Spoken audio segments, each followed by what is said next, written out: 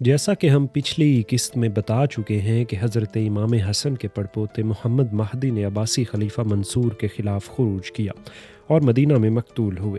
اس کے بعد ان کے بھائی ابراہیم بن عبداللہ بن حسن مثنیٰ بن حسن بن علی نے تحریک کی قیادت سنبھالی۔ منصور جس زمانے میں بغداد کی تعمیر کے معائنے کے لیے آیا تھا، اس زمانے میں ابراہیم بن عبداللہ برادر محمد مہدی پوشیدہ طور پر اس کے ساتھ تھے۔ وہاں سے وہ صاف بچ کر کوفہ چلے آئے اور منصور نے ان کی گرفتاری کے لیے بڑی کثرت سے ہر شہر میں جاسوس پھیلا دیے۔ منصور کو جب یہ معلوم ہوا کہ ابراہیم بصرہ میں ہیں تو اس نے بصرہ کے ہر ایک مکان پر ایک ایک جاسوس مقرر کروایا۔ حالانکہ ابراہیم بن عبداللہ کوفہ میں سفیان بن حبان کے مکان پر مقیم تھے۔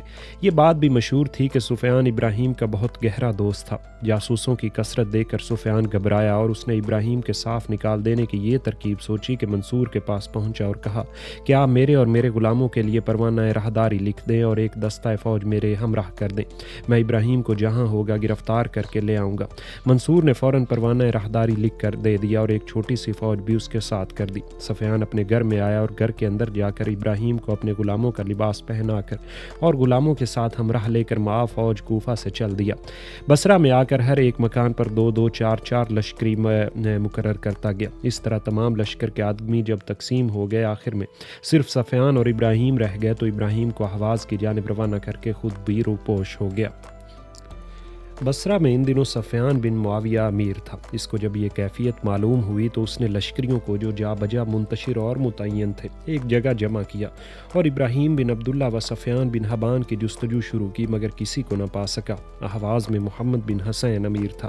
ابراہیم جب اہواز پہنچے تو حسن بن حبیب کے مکان میں فروکش ہوئے۔ امیر اہواز کو اتفاقاً جاسوس کے ذریعے معلوم ہو گیا کہ ابراہیم اہواز میں آئے ہوئے ہیں۔ وہ بھی ان کی تلاش اور جستجو میں مصروف رہنے لگا۔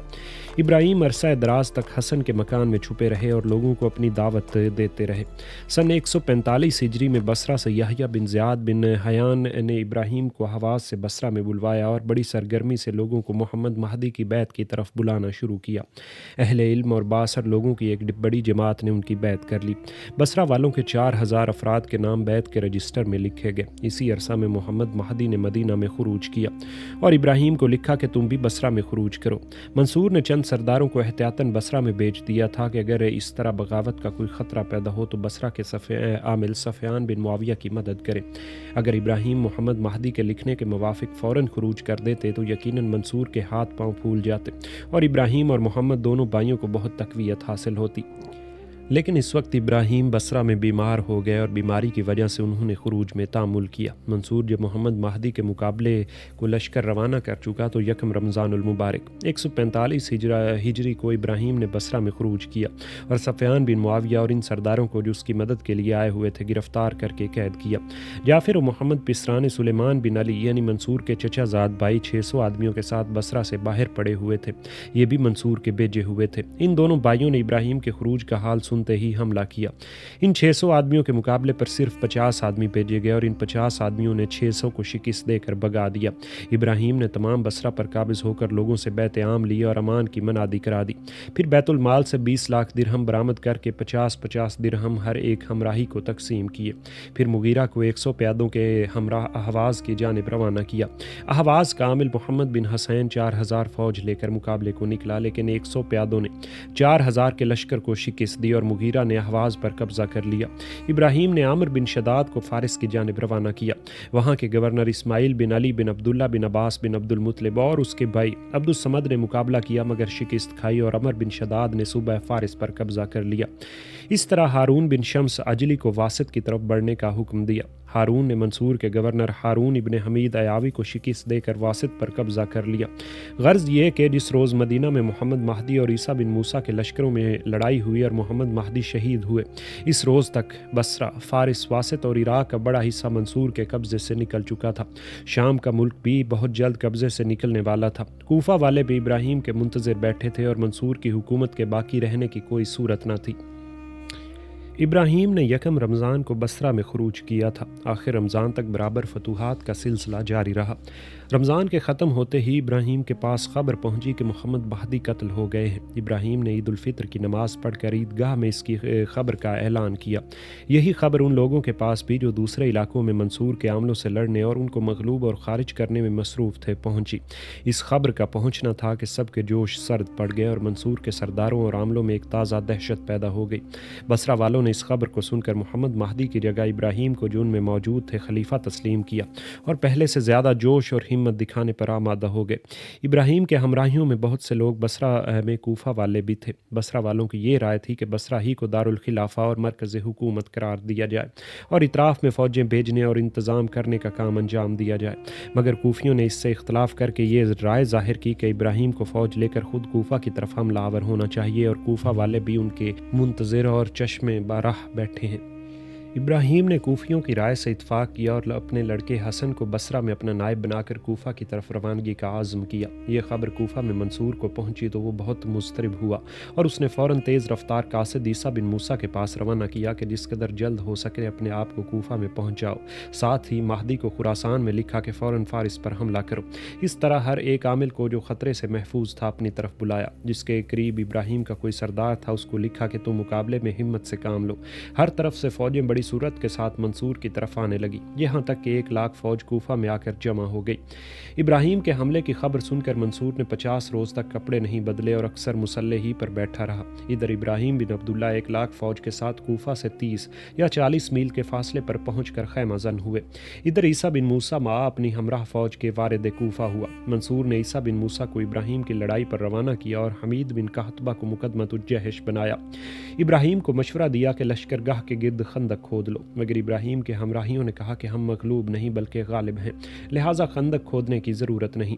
ہمراہیوں نے ابراہیم کو مشورہ کیا کہ دستہ دستہ فوج لڑانا چاہیے تاکہ ایک دستہ کے شکست خوردہ ہونے پر دوسرا تازہ دم دستہ مدد کو بھیج دیا جائے، مگر ابراہیم نے اس رائے کو ناپسند کر کے اسلامی قاعدہ کے موافق صف بندی کر کے لڑائی کا حکم دیا۔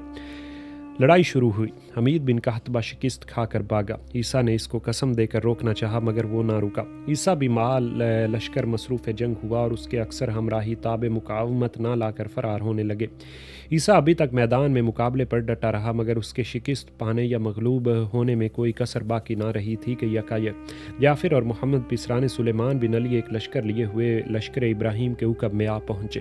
ابراہیم کی فوج اس اچانک حملے سے گھبرا کر ان تازہ دم حملہ آوروں کی طرف متوجہ ہو گئی۔ عیسیٰ نے فوراً اپنی جمعیت کو سنبھال کر حملہ کیا اور اس کی فوج کی فراری یہ حالت دیکھ کر سب کے سب واپس لوٹ پڑے۔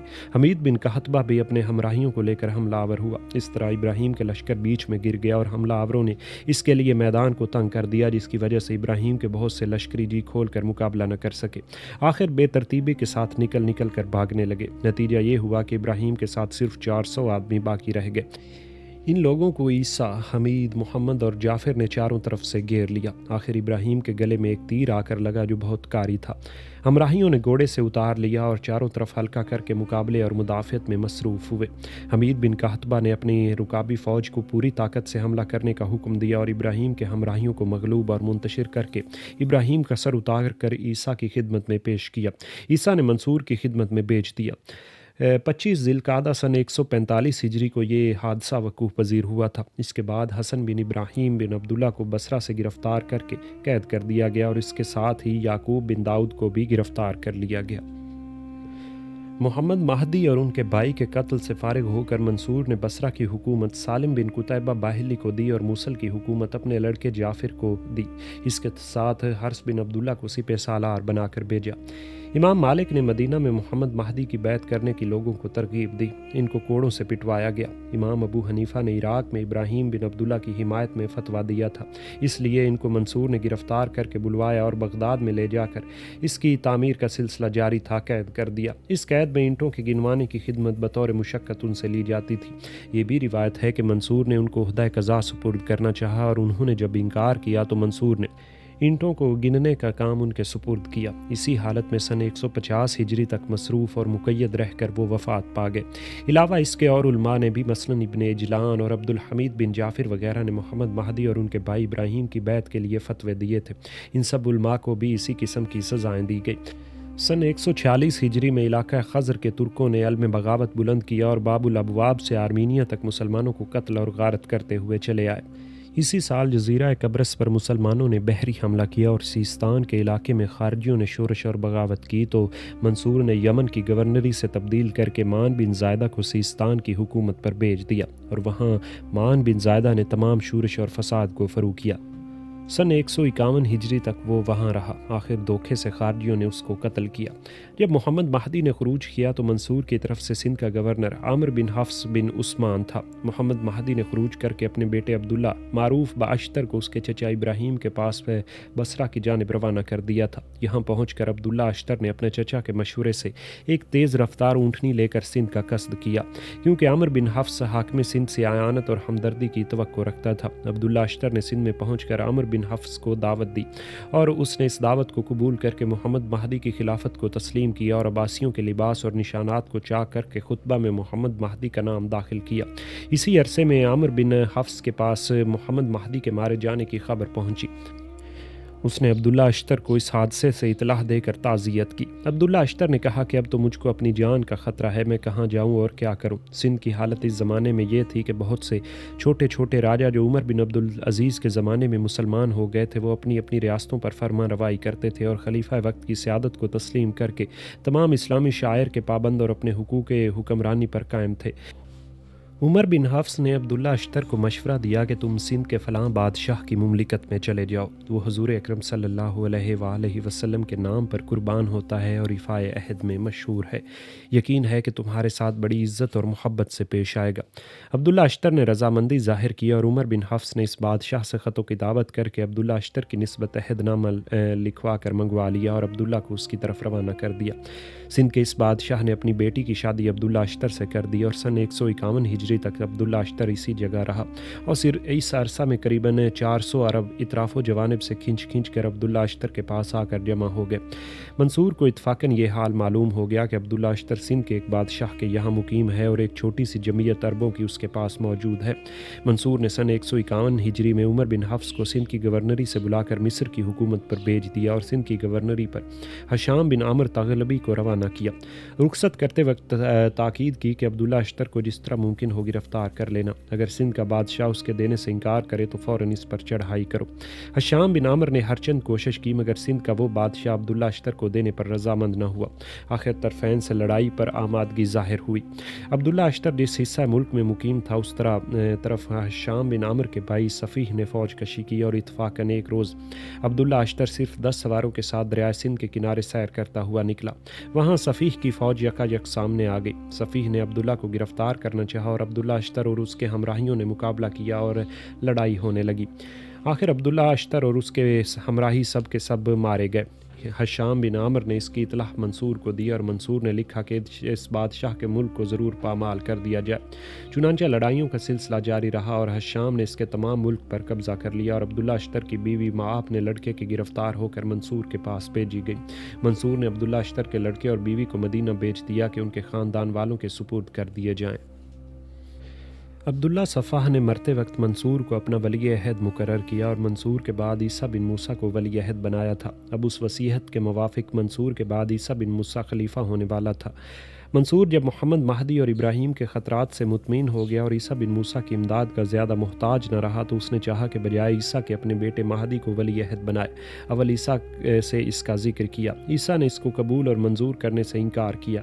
منصور نے خالد بن برمک اور دوسرے اجمی سرداروں کو شریک مشورہ اور اپنی رائے کا مویت بنا کر سن 147 ہجری میں عیسیٰ بن موسیٰ کو جو صفاح کے زمانے سے گورنر کوفہ چلا آتا تھا، کوفہ کی حکومت سے معزول کر کے محمد بن سلیمان کو کوفہ کا گورنر بنایا اور کوفہ کی گورنری سے معزول ہو کر عیسیٰ کی تمام قوت زائل ہو گئی اور اس کو منصور کی مرضی کے خلاف اظہار رائے کی غلطی محسوس ہوئی۔ غرض عیسیٰ کو بے دست و پا کر کے منصور نے چالاکی اور فریب اور دلجوئی اور منافقت سے کام لے کر لوگوں سے مہدی کے ولی عہدی کی بیعت لے لی۔ مہدی کے بعد عیسیٰ بن موسیٰ کو ولی عہد بنا کر اس کے بھی آنسو پوچھنے کی کوشش کی۔ خالد بن برمک نے یہ شہرت دی کہ میرے سامنے عیسیٰ نے ولی عہدی سے دستبرداری کا اظہار کیا تھا، اس لیے امیر المومنین اپنے بیٹے مہدی کو ولی عہد بنا رہے ہیں۔ اس کام کے لیے منصور نے خلاف عادت روپیہ بھی بہت صرف کیا اور لوگوں کو اس تقریب میں انعام اور اکرام دے کر خوش کیا۔ عیسیٰ بن موسیٰ نے منصور کی حکومت کے مضبوط اور مستحکم بنانے اور قائم رکھنے میں سب سے زیادہ خدمات انجام دی تھیں۔ اس نے محمد مہدی اور ابراہیم کو شکستیں دے کر قتل کرایا اور منصور کو ایک بہت بڑی مصیبت سے بچایا۔ اس خدمت جلیلہ کا اس کو الٹا یہ صلہ ملا کہ وہ ولی عہدی سے معزول کر دیا گیا اور مہدی بن منصور اس پر سابق ہو گیا۔ عیسیٰ بن موسیٰ گورنر کوفہ سے معزول ہونے کے بعد موضع رحبہ علاقہ کوفہ میں سکونت پذیر ہو کر خاموش زندگی بسر کرنے لگا۔ رفتہ رفتہ منصور کے راستے کی تمام مشکلات دور ہو گئی اور سوائے ایک ملک اندلس کے تمام ممالک اسلامیہ میں سن 148 ہجری کے اندر منصور کی حکومت مستحکم طور پر قائم ہو گئی۔ سن 149 ہجری میں شہر بغداد کی تعمیر بھی مکمل ہو گئی۔ مذکورہ بالا واقعات اور حادثات کے سبب رومیوں پر جہاد کرنے کا موقع مسلمانوں کو نہ ملا تھا۔ سن 149 ہجری میں عباس بن محمد حسن بن قحطبہ اور محمد بن اشعث نے رومیوں پر چڑھائی کی اور دور تک قتل اور غارت کرتے ہوئے چلے گئے۔ سن 158 ہجری میں منصور نے عامل مکہ کو لکھا کہ سفیان ثوری اور عباد بن کثیر کو قید کر کے بیچ دو۔ لوگوں کو سخت اندیشہ تھا کہ کہیں ان کو قتل نہ کر دے۔ حج کے دن قریب آ گئے تھے اور منصور نے خود حج کا ارادہ کیا۔ اس سے اہل مکہ کو اور بھی تشویش ہوئی کہ یہاں آ کر اللہ جانے کس کس کو گرفتار اور قید اور قتل کرے، مگر اہل مکہ کی دعائیں قبول ہوئیں اور منصور مکہ تک پہنچنے سے پہلے ہی فوت ہوا۔ تفصیل اس اجمال کی یہ ہے کہ منصور نے ماہ ذی قعدہ سن 158 ہجری میں بغداد سے حج کے لیے کوچ کیا۔ بغداد سے رخصت ہوتے وقت اپنے بیٹے مہدی کو بغداد میں اپنا نائب بنا کر چھوڑا اور وصیت کی، میرے بیازوں کے صندوقچے کی بہت حفاظت کرنا اور ضرورتوں کے وقت اپنی مشکلات کے حل کی تدابیر ان بیازوں میں تلاش کرنا، شہر بغداد کی خوب حفاظت کرنا اور میرے بعد کبھی دارالخلافہ کسی دوسری جگہ تبدیل نہ کرنا۔ میں نے اس قدر خزانہ جمع کر دیا ہے کہ 10 برس تک خراج کی ایک پائی بھی خزانہ میں نہ داخل ہو تو فوج کی تنخواہیں اور دوسرے تمام مصارف اور سلطنت کے لیے یہ خزانہ کفایت کرے گا۔ اپنے خاندان والوں کے ساتھ نیک سلوک کرنا اور ان کی عزتیں بڑھانا اور ان کو بڑے بڑے عہدے دینا۔ میں تم کو خراسانیوں کے ساتھ حسن سلوک پیش آنے کی تاکید کرتا ہوں، کیونکہ وہ تمہارے قوت بازو اور ایسے مددگار ہیں کہ انہوں نے تمہارے خاندان میں حکومت اور سلطنت قائم کرنے کے لیے اپنی جان اور مال صرف کر دیا ہے۔ میرا خیال ہے کہ خراسانیوں کے دلوں سے تمہاری محبت کبھی نہ نکلے گی۔ ان کی لغزشوں سے درگزر کرنا اور ان کے نمایاں کاموں پر ان کو انعام اور اکرام سے خوش کرنا۔ خبردار قبیلہ بنو سلیم کے کسی شخص سے کبھی مدد نہ طلب کرنا۔ عورتوں کو اپنے کاموں میں دخل نہ دینے دینا۔ امت رسول کی حفاظت کرنا اور ناحق خون ریزی نہ کرنا۔ حدود الہی کی پابندی کرنا۔ ملحدین پر حملہ آور اور بدعتوں کو مٹانا۔ عدل کو قائم کرنا اور اعتدال سے آگے قدم نہ بڑھانا۔ مال غنیمت لشکریوں کے لیے چھوڑ دینا، کیونکہ تمہارے لیے میں کافی خزانہ چھوڑے جاتا ہوں۔ سرحدوں کی پورے طور پر حفاظت کرنا، راستوں میں امن قائم کرنا، رعیت کے مال پر نظر رکھنا اور جماعت کا ساتھ نہ چھوڑنا، سوار اور پیادے جس قدر ممکن ہو تیار رکھنا، آج کا کام کل پر نہ اٹھا رکھنا، نزول حوادث کے وقت مستقل مزاج رہنا اور سستی اور کاہلی کو مزاج میں دخل نہ دینے دینا، لوگوں پر حاضری دربار کو آسان کرنا اور دربانوں سے خبردار رہنا کہ وہ لوگوں پر سختی نہ کرنے پائیں۔ بغداد سے روانہ ہو کر منصور کوفہ میں آیا اور حج اور عمرے کا احرام باندھا اور قربانی کے جانوروں کو آگے روانہ کیا، اور کوفہ سے 2-3 منزل سفر کرنے نہ پایا تھا کہ بیمار ہو گیا۔ اس بیماری کی حالت میں اپنے آزاد کردہ غلام ربیح کو، جو اس کا حاجب اور افسر باڈی گارڈ تھا، اکثر اپنی مصاحبت میں رکھتا تھا۔ 6 ذی الحجہ سن 158 ہجری مقام بطن کے یہاں سے مکہ 3 یا 4 میل تھا، فوت ہو گیا۔